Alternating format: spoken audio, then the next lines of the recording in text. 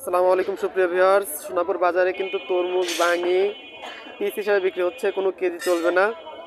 তো তরমুজ এবং বাঙির যে দাম সেটা নিয়ে একটা বড় ভিডিও করা আছে আমাদের ফেসবুক পেজ এবং ইউটিউব চ্যানেলে।